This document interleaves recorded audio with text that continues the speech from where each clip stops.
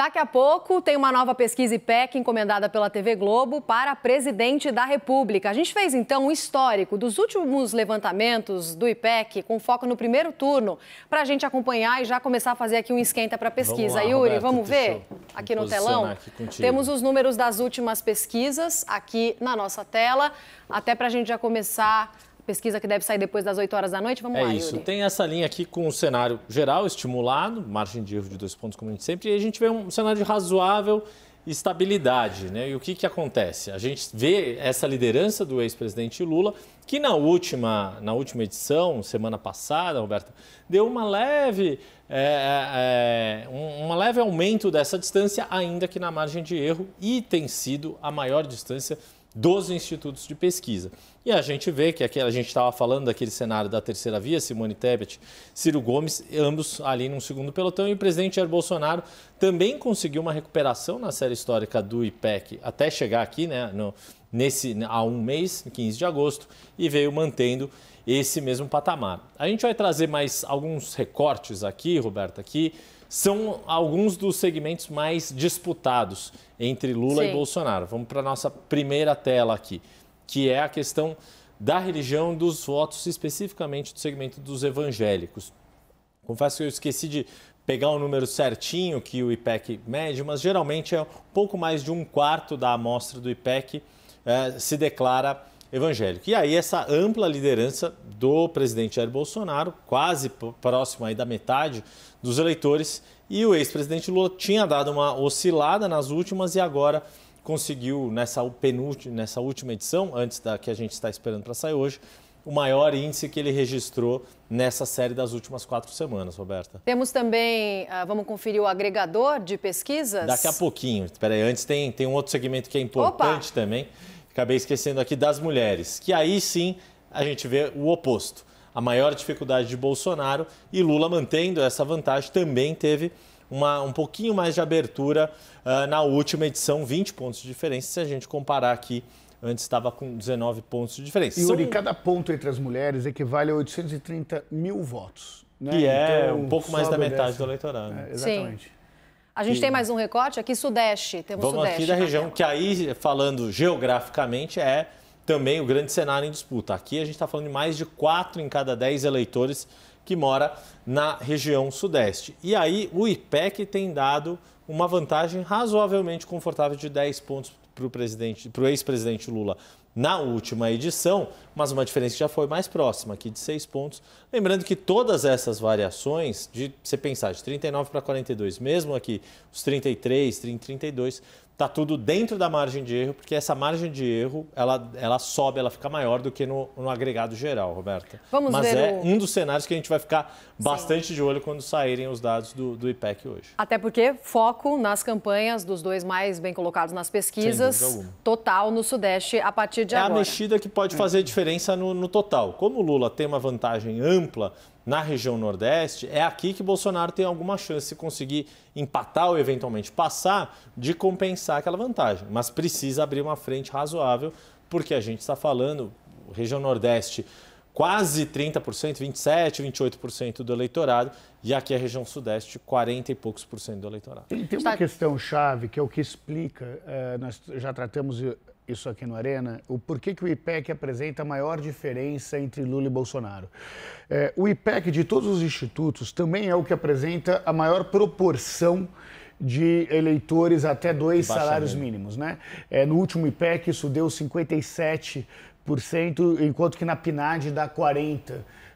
Então, como o ex-presidente Lula tem uma vantagem maior entre essa parcela do eleitorado comparado ao atual presidente da República, ele apresenta aí a maior intenção de voto para o ex-presidente Lula. Mas aí a base de 40 seria a mais correta, Renato? Como que é? Essa é a base da PNAD, que é de 2021. Lembrando que 2021 foi um ano com muito dinheiro colocado na economia por conta do auxílio emergencial. Na real, Caio, ninguém sabe direito como tá.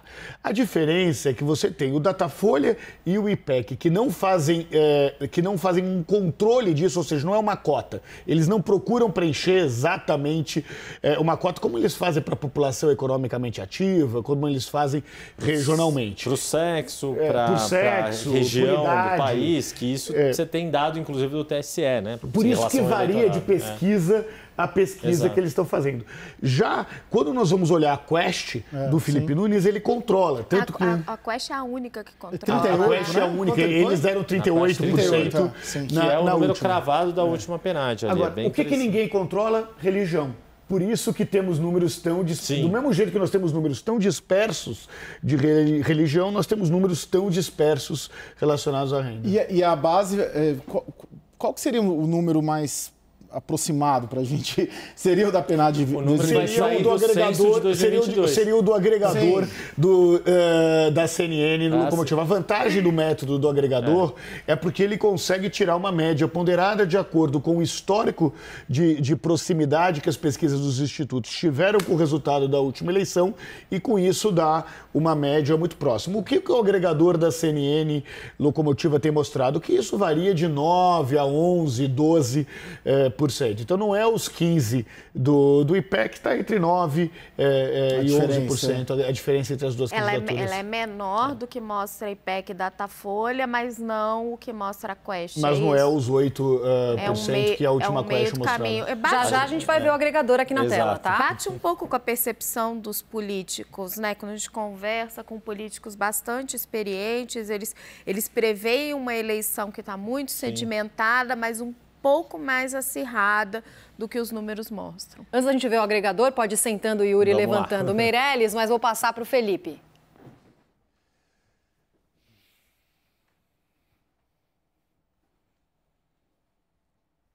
Opa! Acho que estamos sem o som do Felipe. Acho que você desligou seu microfone. Perdão, fui eu. Agora sim, pode retomar a ideia, por favor. Totalmente minha, Roberta. Pode botar a culpa em mim, a direção da empresa e tudo. Foi aqui no... Mas olha só, essa é a pesquisa que mostra a maior vantagem do Lula sobre o Bolsonaro, são 15 pontos. E a gente fica pensando assim, imagina se aumenta essa vantagem ainda. Mais de 15 pontos, quer dizer...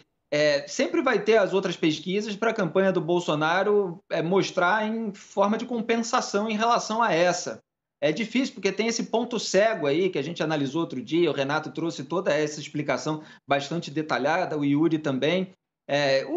Nos segmentos, a gente vê um quadro bastante parecido, quer dizer, o Lula ganha entre o eleitorado feminino, Jair Bolsonaro ganha entre os evangélicos, o Lula ganha no Nordeste, Jair Bolsonaro ganha no Sul, existe uma disputa mais acirrada agora no Sudeste, o Lula focando muito a campanha dele em São Paulo, mas passou pelo Sul para tentar fazer essa contenção de danos, tentar conseguir alguns pontinhos por lá.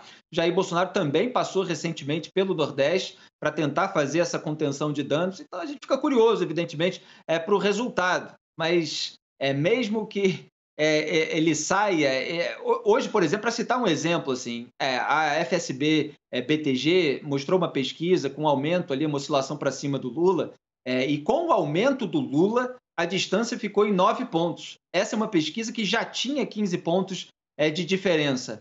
Então, há uma margem aí sobre a qual a gente não tem exatamente uma definição. Vamos mostrar o agregador, então, Renato, que temos aqui na tela. Olha, nós temos hoje uma diferença de 10 pontos entre o ex-presidente Lula e o atual presidente, né? 45 a 35. Cada ponto desse na tela, Roberta, representa uma das pesquisas dos 6 institutos que são considerados editorialmente pela CNN, que fazem parte do agregador. Tem um detalhe bastante interessante, que é o quanto que nós temos aí de votos em disputa, né? Nós estamos falando aí de quanto? 85% dos votos em disputa, é isso? Não, 20% dos votos em disputa entre os outros candidatos, entre branco, nulo, indeciso. Por que esse número é importante? Porque pode ser um grande sinalizador se teremos ou não teremos segundo turno, né? Hoje é muito difícil essa eleição ser definida em segundo turno, mas tem um dado muito interessante. Se der tempo, o pessoal coloca aqui no agregador, que é o voto espontâneo. Por que isso é importante? Porque A lógica de voto espontâneo ou voto estimulado, Roberta, existia quando a urna tinha uma... Você ia lá, você tinha uma cédula com todos os candidatos. Hoje, na prática, o voto que se digita é um voto espontâneo, né? Ou seja, o candidato vai chegar lá e vai dizer em quem vai votar, vai digitar o número do candidato, que na reta final todos já sabem o número do candidato, mas o dado mais importante do que o voto estimulado, que deve ser acompanhado, é o dado do voto espontâneo. Temos também brancos, votos em branco e indecisos. Rapidinho, Roberta. Começa em julho a sua série ali, né, Renato? Sim. Para mim que gosto de gráficos, o que impressiona, e isso fica muito claro com o agregador, são duas linhas retas. Total. Que é a mesma... Se alguém me perguntar, e aí, o que vai acontecer no IPEC? Nós já tivemos essa discussão algumas vezes aqui, essa provocação, vai mudar quase nada. Deve mudar dentro da margem de erro. O outro detalhe, Raquel, você lembra na quarta-feira aqui, é que quando você repondera os dados de todas as pesquisas, você faz um exercício para dar um peso comparado às faixas de renda, na prática, todos os grandes institutos estão operando com uma diferença dentro da margem de erro bastante aceitável, que reflete exatamente esse cenário estável que você acabou de comentar. Os especialistas têm falado também no voto dos envergonhados, para os dois lados. Isso pode estar impactando os números? Ainda não, né? A gente, tanto nós quanto os institutos de pesquisa, o Felipe Nunes já falou isso algumas vezes, referentes à pesquisa da Quest, desenvolvemos métodos para entender esse voto envergonhado, né? Em geral... Só traduzindo, né? Quem tem vergonha de falar nas pesquisas. O voto envergonhado é aquele sujeito. Chega alguém da pesquisa e pergunta, e quem o senhor vai votar? Não decidi ainda, vou votar ninguém, porque ele se sente constrangido em declarar o seu voto pela razão que for. Em geral, quem tem um voto constrangido no atual presidente da República é o eleitor nem de um lado, e quem tem um voto constrangido no ex-presidente Lula é o eleitor de menor renda. Isso acontece por quê, Roberto? Para o telespectador da CNN entender. Porque muitas vezes existe uma relação de hierarquia. Como os mais ricos votam majoritariamente no atual presidente da República, alguns dos mais pobres que majoritariamente votam no ex-presidente Lula ficam com medo de falar um voto diferente do que o patrão dele vota. Isso é muito comum de se observar, por exemplo, em restaurantes e no varejo alimentar. Temos uma tela aqui dos votos... Pesquisa espontânea agora, é isso? Me ajuda aí, Renata, vamos mostrar... Vamos lembrando para o telespectador, a pesquisa espontânea é quando a alternativa aí, de todos os candidatos não é passada, né, pro respondente, pro eleitor. Ou seja, você pergunta em quem você vai votar, a pessoa claramente responde. Se a gente fosse fazer em cor, uma coisa é você falar, você vai votar no verde, no amarelo ou no azul. Outra coisa é só perguntar qual é a cor que você mais gosta. E aqui nós vimos 41 pontos para o ex-presidente Lula, 31 pontos para o atual presidente da República e 72 pontos aí entre as duas candidaturas, né? Então, esse é o maior índice de votos espontâneos já feito na história das eleições, desde a eleição do ex-presidente Collor. E, Renato, quem é que sofre essa queda impressionante de voto espontâneo, a linha azul?